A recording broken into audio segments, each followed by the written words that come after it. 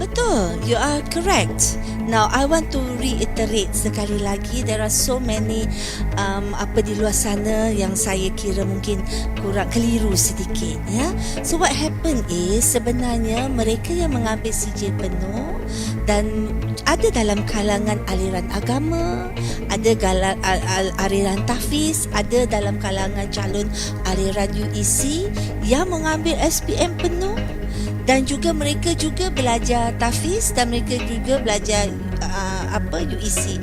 Mereka boleh memohon mana-mana program tertakluk kepada keputusan mereka. Tidak ada kompromi, tidak ada diskriminasi, tidak ada bias. Mereka memohon dalam UPU online berdasarkan kepada keputusan merit, keputusan SPM mereka. So that has been going on for the number of years bertahun-tahun. So that's not an issue.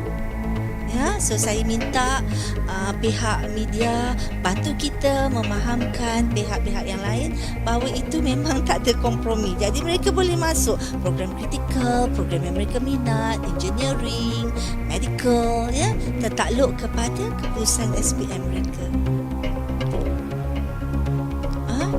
Ya.